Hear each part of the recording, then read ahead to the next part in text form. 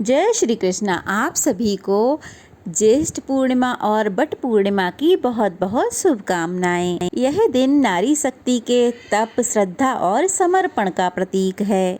But वृक्ष की छांव में बैठकर माता सावित्री के द्वारा यमराज से अपने पति के प्राण वापस लाने की यह अद्भुत गाथा आज भी हर सुहागन स्त्री के संकल्प और आस्था को दृढ़ करती है। तो वहीं ज्येष्ठ पूर्णिमा का यह पावन दिन स्नान, दान और पापों का क्षय तथा मोक्ष की ओर अग्रसर करने का एक शुभ अवसर है। यह पर्व हमें प्रकृति, परिवार और भगवान के प्रति अपने कर्तव्य की याद दिलाता है। तो आइए इस शुभ अवसर पर कथा श्रवण के माध्यम से हम अपने आध्यात्मिक ऊर्जा से भरें और श्रेष्ठ कर्मों का संकल्प लें।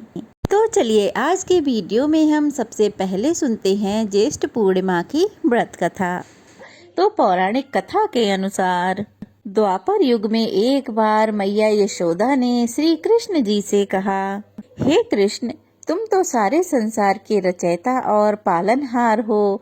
आज कोई ऐसा उपाय मुझसे कहो जिसके करने से स्त्रियों को सुख, सौभाग्य और समृद्धि की प्राप्ति हो, साथ ही उनकी अन्य सभी मनोकामनाएं भी पूर्ण हो जाएं। तब श्री कृष्ण कहने लगे, हे माते, मैं आपको एक उपाय विस्तार पूर्वक बताता हूँ। सौभाग्य प्राप्त करने के लिए सभी स्त्रियों को मार्गशीर्ष पूर्णिमा का व्रत अवश्य ही करना चाहिए। श्री कृष्ण ने कहा, इस धरती पर एक राजा चंद्रहास की अनेक प्रकार के रत्नों से परिपूर्ण कार्तिका नाम की एक नगरी थी। वहाँ पर धनेश्वर नाम का एक ब्राह्मण था। उसकी पत्नी अत्यंत सुशील और सुंदर और संस्कारी थी। दोनों ही बड़े प्रेम पूर्वक उस नगरी में रहा करते थे। उनके घर में धन धान्य की कोई कमी नहीं थी। उन्हें केवल एक ही दुख था कि उनके कोई संतान नहीं थी, जिस कारण वे दोनों पति पत्नी बहुत ही दुखी रहा करते थे। एक समय एक तपस्वी उसी नगरी में आया। वह तपस्वी उनके घर को छोड़कर नगर के अन्य सभी घरों से भिक्षा लेकर बड़े प्रेम से खाया करता था। एक दिन वह तपस्वी सभी के घरों से भिक्षा लेकर प्रेम पूर्वक खा रहा था कि धनेश्वर ने योगी का यह सब काम देख लिया। अब तो धनेश्वर तपस्वी के पास आया और हाथ जोड़कर कहने लगा, हे भगवान, आप सभी के घरों से भिक्षा लेते हैं, किंतु मेरे घर से कभी भिक्षा नहीं लेते, इसका क्या कारण है? तब योगी ने कहा, निसंतान के घरों की भीख पतितों के अन्न के समान होती है, और जो पतितों का अर्थात पापियों का अन्न खाता है वह खुद भी पापी हो जाता है। अब क्योंकि तुम निसंतान हो तो पतित हो जाने के भय से मैं तुम्हारे घर की भिक्षा नहीं लेता हूँ।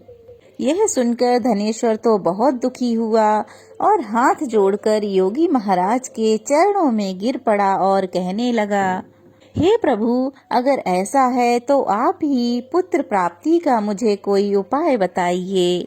आप तो सर्वज्ञ हैं, आप मुझ पर अवश्य ही कृपा कीजिए। संतान ना होने के कारण मैं बहुत दुखी हूँ। कृपया आप मेरे इस दुख को दूर कीजिए। तब योगी महाराज कहने लगे, हे ब्राह्मण, तुम देवी चंडी की आराधना करो। तब ब्राह्मण अपने घर आकर अपनी पत्नी से सारा वृतांत कहने लगा और खुद तपस्या करने के लिए वन में चला गया। वन में जाकर उसने श्रद्धा के साथ देवी चंडी की उपासना की और उपवास किया। देवी चंडी ने 16वें दिन उसको स्वप्न में आकर दर्शन दिया और कहा, हे धनेश्वर, जा, तुझको पुत्र होगा, परंतु वह 16 वर्ष की आयु में ही मृत्यु को प्राप्त हो जाएगा। यदि तुम दोनों पति पत्नी मिलकर मार्गशीर्ष पूर्णिमा सहित अन्य 32 पूर्णमासियों का व्रत विधि पूर्वक करोगे तो तुम्हारा पुत्र दीर्घायु होगा। प्रातः काल होने पर इसी स्थान के समीप तुम्हें एक आम का वृक्ष दिखाई पड़ेगा।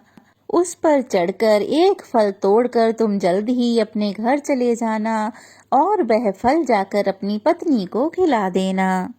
ऋतु स्नान के बाद स्वच्छ होकर स्नान करके वह शंकर जी और माँ पार्वती जी का ध्यान करके वह फल को खा लेगी। तब भगवान की कृपा से उसे गर्भ ठहर जाएगा।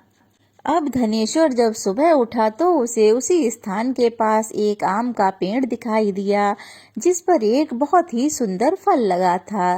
धनेश्वर ने पेड़ पर चढ़कर उस फल को तोड़ लिया और घर आकर अपनी पत्नी को दे दिया।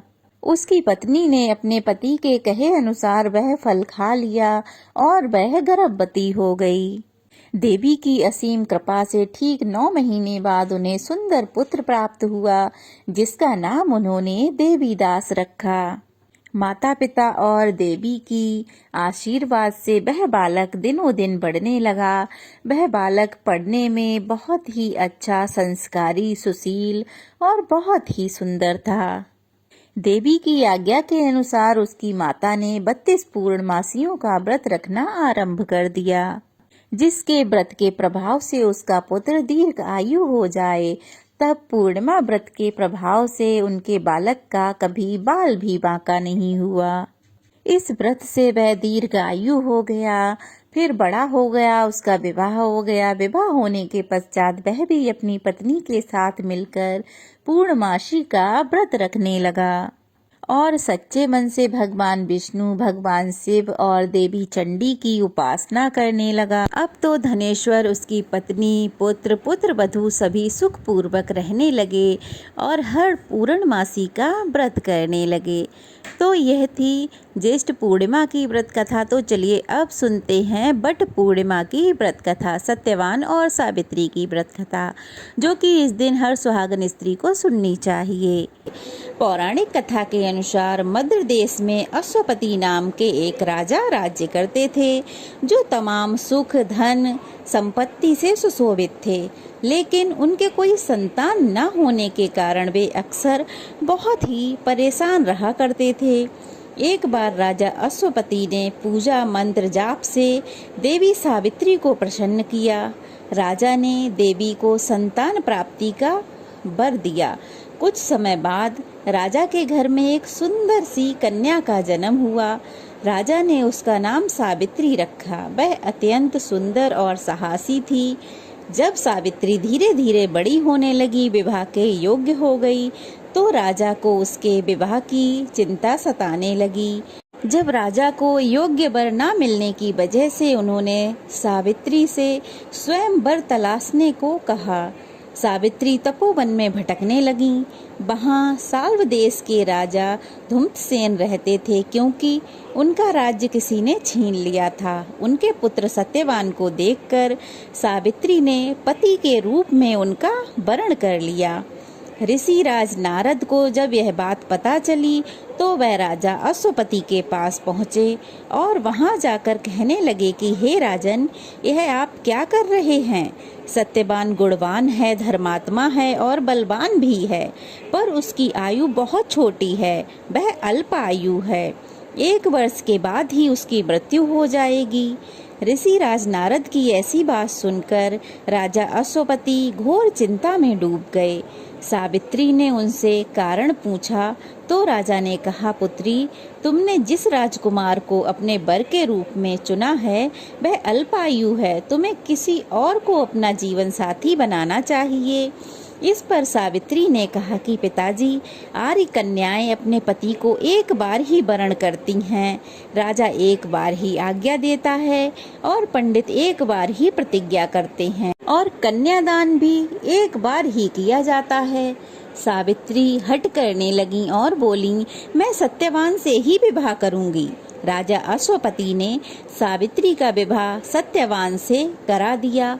सावित्री अपने ससुराल पहुंचते ही सास ससुर की सेवा करने लगी। समय बीतता चला गया। नारद मुनि ने सावित्री को पहले ही सत्यवान की मृत्यु के दिन के बारे में बता दिया था।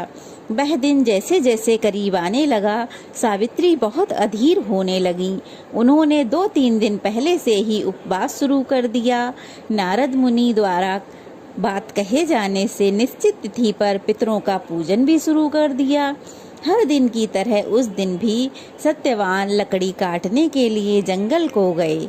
साथ में सावित्री भी गईं। जंगल में पहुंचकर सत्यवान लकड़ी काटने के लिए जैसे ही एक पेड़ पर चढ़ गए, तभी उनके सिर में बहुत तेज दर्द होने लगा।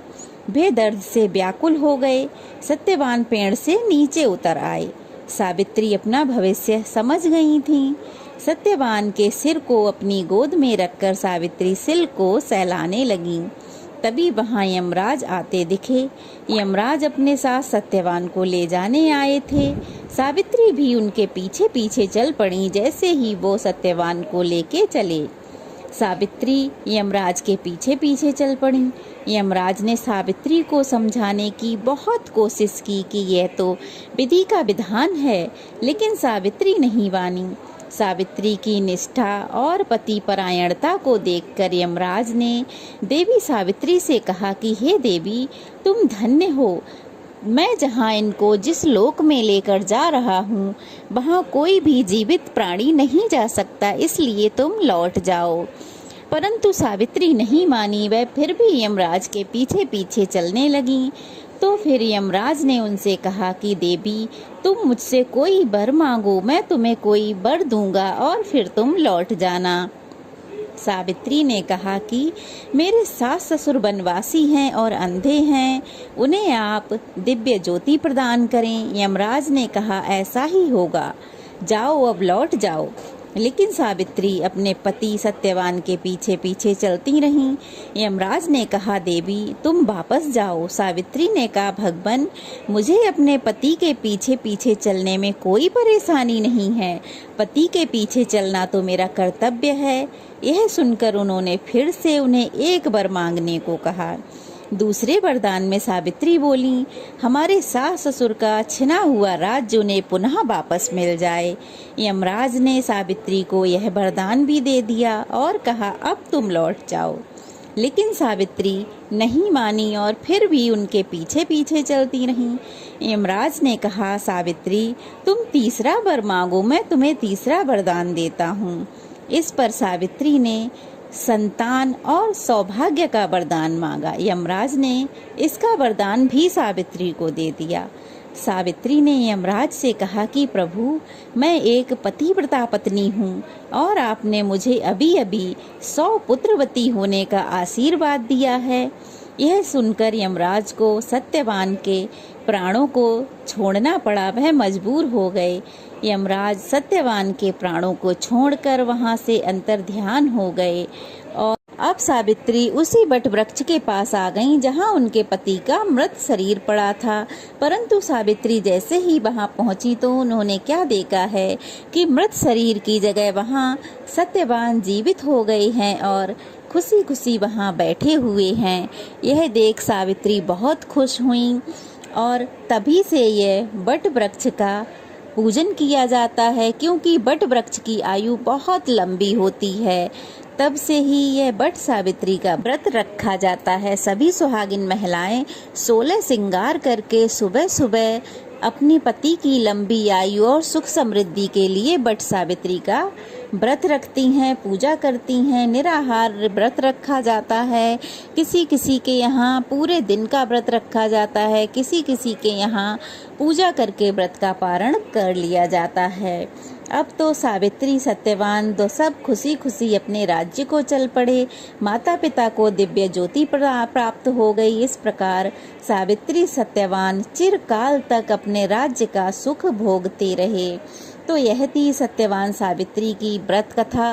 कैसी लगी कमेंट बॉक्स में अवश्य ही बताइएगा और इस कथा को ज़्यादा से ज़्यादा लोगों तक शेयर कीजिए ताकि बट सावित्री वाले दिन सब इस कथा को पढ़ सकें अथवा सुन सकें। कथा अच्छी लगी हो तो एक कमेंट कीजिएगा और नए हैं तो प्लीज़ चैनल को सब्सक्राइब कर लीजिएगा। तो चलिए फिर मिलते हैं। बट सावित्री व्रत की आप सबको बहुत बहुत शुभकामनाएं।